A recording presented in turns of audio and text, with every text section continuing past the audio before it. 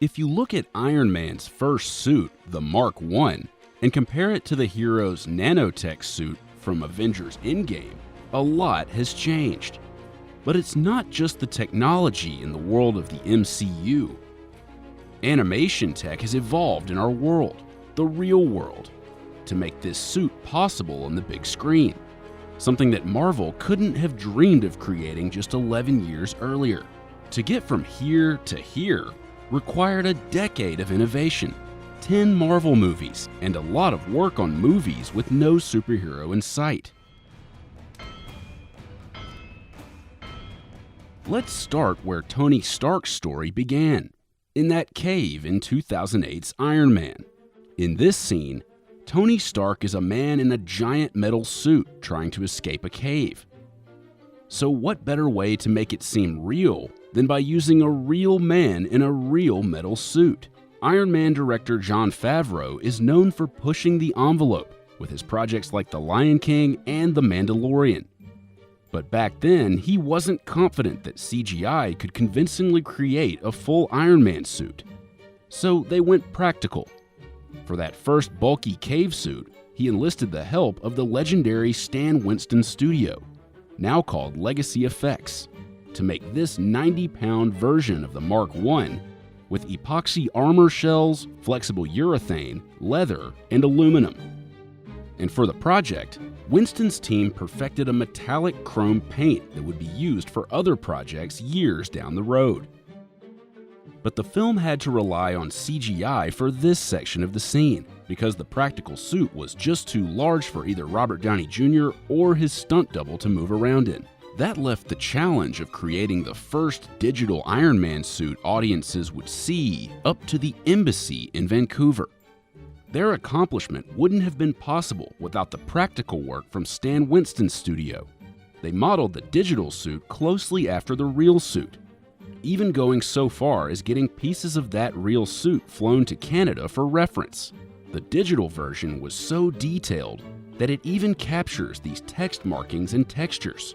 And to create a realistic metallic reflection, the embassy used the knowledge they learned from working on car commercials to influence how they shaded the digital version of the suit. We learned a lot about car paint, about clear coat, how light plays on cars, how they react to their environment, which they're essentially mirrors of their environment. But that was just the Mark I. The Mark II would have to be sleeker and more refined, and have a polished coat that would accurately reflect light like the night sky in this scene. Once again, Favreau had Stan Winston create a real version of this suit, but what you're looking at here is completely computer generated. Just like with the Mark I, FX Studio Industrial Light and Magic, ILM for short, used that practical version of the suit as the basis for its digital version. ILM was so successful that when Favreau saw it, he couldn't tell the difference between the real and the fake. And we showed it to John and the Marvel team, and they're like, okay, well, which bits did you replace? And we're like, actually, we replaced the whole thing. So. Without this early work in the first Iron Man, which convinced the filmmakers and the world of what VFX could do, the wild world of Marvel as we know it might not exist. But the true test of the CGI would come with the Mark III, Iron Man's most recognizable look. This had to be perfect for the film to work and resonate with fans. ILM wanted to prove both that they could make the CGI character move the right way and that his metal armor matched the personality of Tony Stark. ILM had worked with shiny car surfaces in 2007's Transformers, which ultimately helped them nail down the outer layer of the Mark III. They made the suit look more like a glossy sports car than industrial metal, as Marvel initially planned. We ended up saying, you know what, it's Tony Stark, he's a playboy, you know, he's rich. He's not going to have an industrial forklift type suit, he's going to want a sports car suit. The basic design was based on Marvel comic book artist Adi Granov's Iron Man illustrations. But one of the biggest challenges with replicating this 2D suit in real life was that the comic version was designed with heroic proportions that don't match real human beings. So they tweaked the model to be shaped as if a real human being were inside, something they would later decide to change.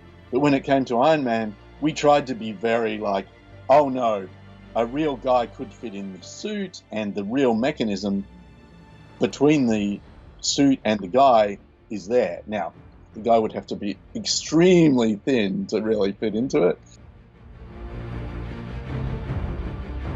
At the onset of Iron Man 2, motion capture technology had really advanced, which made it possible for them to use a combination of practical and CGI suits. Various practical versions of the Mark III suit were built by Stan Winston's team, which could be worn in pieces based on which parts of Robert Downey Jr. were seen on camera at the time. The rest of his body was often covered in a motion capture suit, which would be filled in later with CG suit pieces. This would help his performance, since he didn't have to struggle under the bulk and weight of the full suit. ILM used its custom motion capture technology called iMocap, which they had fine-tuned in 2003's Pirates of the Caribbean, to animate the CG parts of the suit. Since Robert Downey Jr.'s head wasn't animated, it had to match up perfectly, or else it would look wobbly and disjointed. In several of the films, Robert Downey Jr. often just wore these shoulder pads, or what they called a football suit. These shots required a lot of CGI cleanup on the spaces in between, like his neck and joints.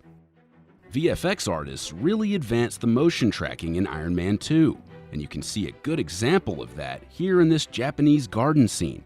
The actors only wore partial helmets and tracking suits. The rest of their suits are CGI. And in this particular scene, ILM didn't even need to use a tracking suit at all.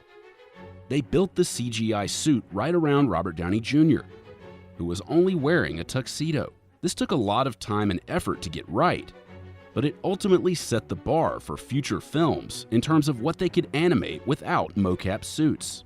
Another major improvement from the first film in Iron Man 2 was the shading, or how the suit was lit. ILM started using image-based lighting tools they developed from their work on 2009's Terminator Salvation to light the suit and make it look more realistic.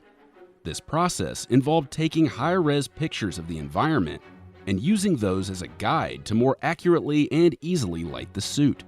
This ultimately helped Iron Man look even better, allowing them more time to focus on the finer details.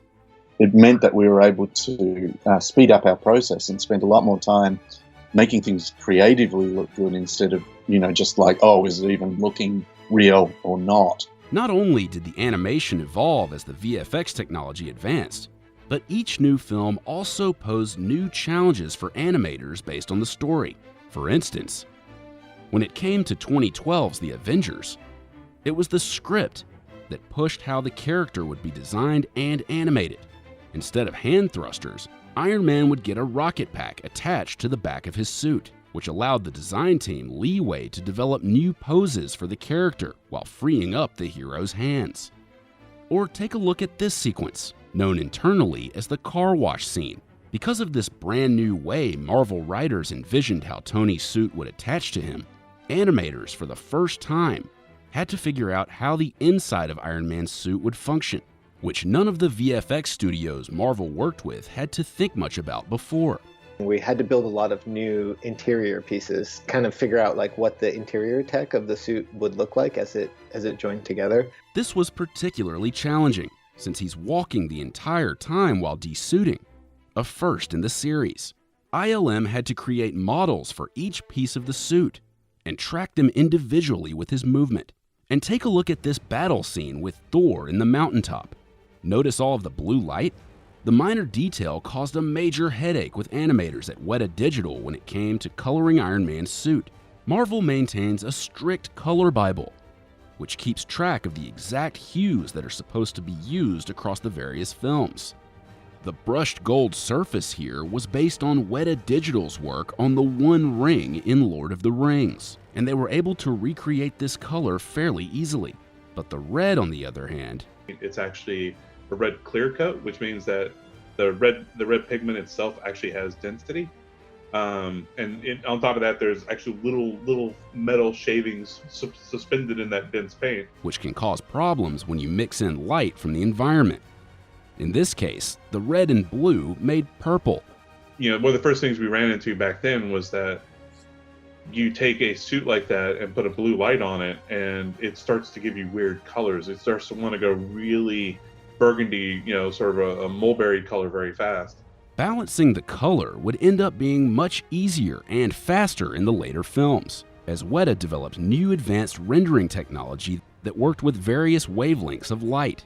And this, as was the case with ILM and its shading technology, would make the suit look better overall. We could spend a lot of time trying to make that car paint look just that little bit cooler, or trying to make the lighting work a little bit better, and not just trying to get rid of weird shadows or weird colors. While the earlier films mostly focused on the movements of one individual suit, Iron Man 3 introduced a whole slew of new suits, about 20 in a single scene, that each had to be animated in different ways.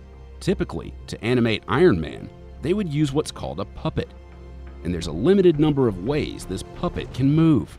So Weta developed new tools for its animators to use to alter the rig of the puppet to increase the freedom of movement so each suit could have more character and style. We rejigged the entire process to allow the animator to go in and take the high resolution suit and just, like with an X-Acto knife, he could cut on different planes and cut different parts of it out and put hinges on them on the fly so that he could actually, the animator could define how the suit grew. One of the challenges that comes with more freedom of movement, however, is making sure Iron Man's metal plates don't run into each other, and figuring out where all the pieces go when he does a simple motion, like raising his arm. And I think the main challenge we had on Iron Man 3 was the shoulders. He had huge shoulder pad. But it wasn't just these major battle scenes that were difficult. They often had to also spend time figuring out how he moved in more mundane scenarios. We saw for the first time in Iron Man 3 scenes where he is doing these very non-heroic actions, like giving a massage or simply sitting on a couch. It's easier to hide any errors and subtleties in a cloud of dust or debris, according to ILM. When he isn't fighting someone, every detail is right out there in the open. Iron Man 3 also had Tony Stark reacting and performing along with the suit assembly for the first time, a step up from the walking car wash scene in the Avengers, as Marvel wanted an even more advanced look to the tech. This was especially difficult, according to VFX studio Trixter, since they had to combine rigid metal pieces and flexible human body parts while making it all look seamless. 24 separate parts were first disguised as what Trixter calls amorphous, mystery slick pieces of technology, alien to any distinguishable suit parts. Each would then transform into the familiar suit pieces as they flew towards him. As the series evolved from using practical effects in Iron Man to a mix of practical and CGI to mostly CGI in later films, suddenly the suit, which was originally tweaked to be more human, would now be tweaked to be more heroic again.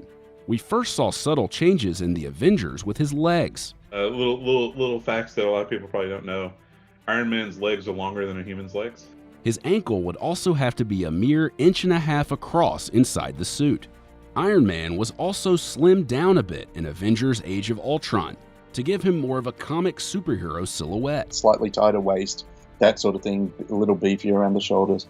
But the suit evolved yet again in the last two films, forcing the animators to evolve as well and take a whole different approach to how the suit would build and move. Tony Stark was now using nanotechnology, so instead of moving around and tracking solid pieces like they did with the car wash scene and the scene in his workshop, they had to establish a whole new process for his suit assembly.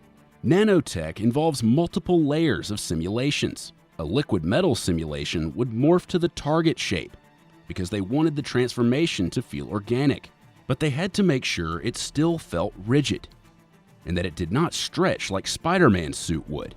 The animators relied on accurate shading, a technique used throughout the franchise to accomplish this. Main visual trickery is that through the shading, it looked like metal every single time.